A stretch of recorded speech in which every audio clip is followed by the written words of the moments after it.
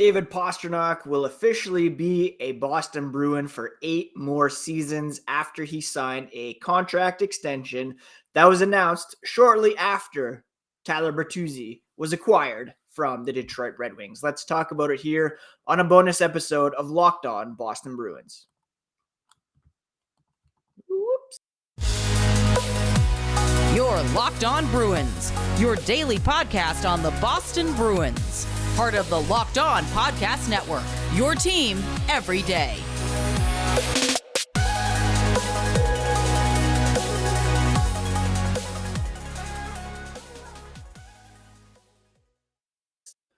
What's up, Bruins fans, and welcome back to the Locked On Boston Bruins podcast. I'm your host, Ian McLaren, and this is a daily, sometimes twice daily show where we discuss all things Spoke to Be, as well as take a look around the NHL.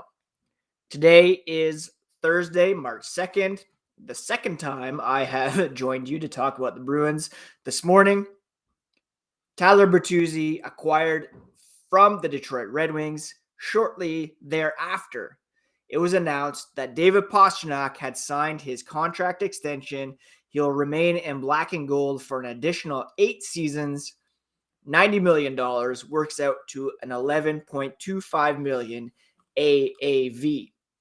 Before we get to that, a quick thank you again for making Locked On Bruins part of your day. Appreciate the support. We're free and available on your favorite podcast app, as well as on YouTube. So please do smash that subscribe button so that you never miss a thing. Twitter, Instagram, you can find the podcast at Locked NHL Bruins. And you can find me, my dad jokes and hockey tweets at Ian C. McLaren. All right, so literally less than half an hour after the Bruins announced the Tyler Bertuzzi trade, again, for those who missed it, Bertuzzi acquired from Detroit in exchange for a 2024 first-round pick, which is top 10 protected, and a 2025 fourth-round draft pick, Detroit retaining 50% of Bertuzzi's salary. We'll talk about the salary cap and roster implications here in a moment.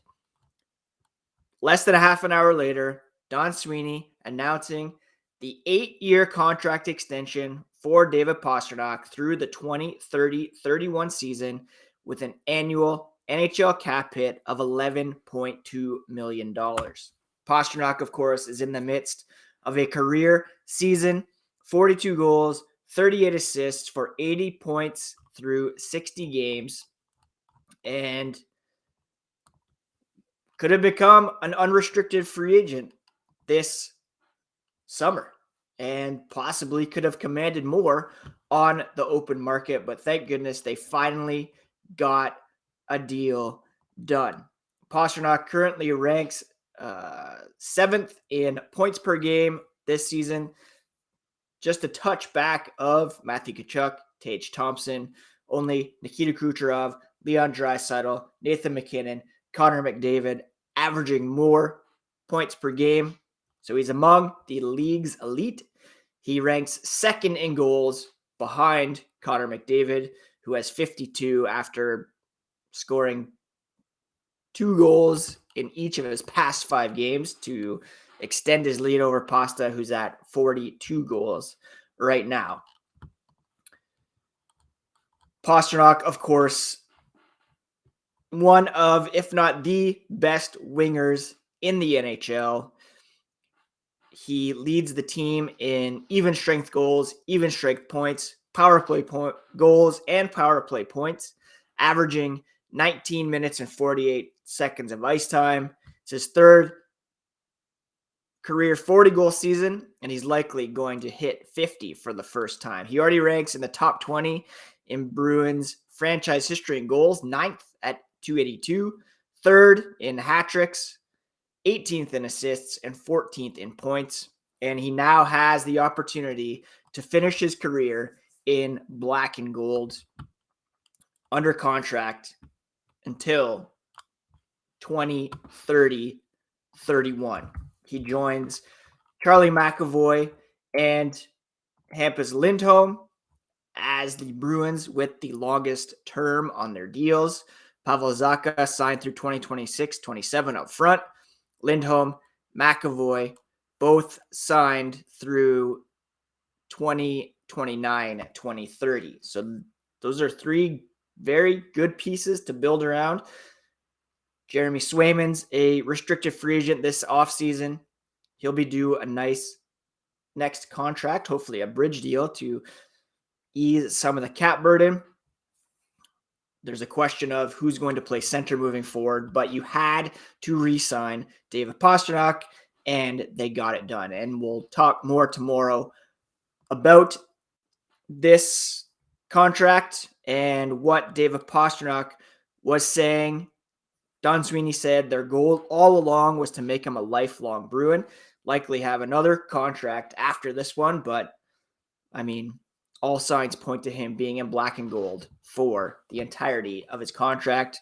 And he's got a good chance to have his number raised if he continues to play at this high of a level. Now, before we get to more on the Tyler Bertuzzi trade and the salary cap implications, a quick word about FanDuel. We're past the midway point of the NBA season, and now's the perfect time to download FanDuel, America's #1 sportsbook.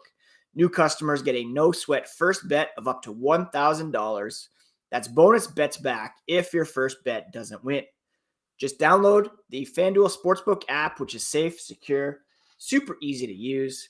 You can bet on everything from the money line to points and threes drained. FanDuel lets you combine your bets for a chance at a bigger payout with the same game parlay. Don't miss the chance to get your no-sweat first bet of up to $1,000 in bonus bets when you go to FanDuel.com/lockedon. That's FanDuel.com/lockedon to learn more. Also, just want to quickly mention our partnership with Indeed. If you're hiring, Indeed is the best partner that you can link up with to attract, interview, and hire all in one place. It's the only job site where you're guaranteed to find quality applications that meet your must-have requirements, or else you don't pay. With Instant Match, as soon as you sponsor a post, you get a short list of quality candidates with resumes on Indeed that match your job description, and you can invite them to apply right away. Only pay for quality applicants that meet your must-have requirements. You can start hiring right now with a $75 sponsored job credit to upgrade your job post at Indeed.com/lockedon. The offer's valid through March 31st. Go to Indeed.com/lockedon to claim your $75 credit before March 1st. Terms and conditions apply. If you need to hire, you need Indeed. All right, so let's quickly recap. Tyler Bertuzzi acquired from the Detroit Red Wings at a 50% cap hit, meaning he's on the books for $2.375 million over the course of the rest of the season. After that deal was made, the Bruins were about $500,000 above the salary cap limit. So another announcement came out around 11 o'clock this morning with the following injury updates. Taylor Hall placed on long-term injured reserve. Nick Foligno's placed on regular injured reserve. And the Bruins recalled forward Jacob Lauko from Providence.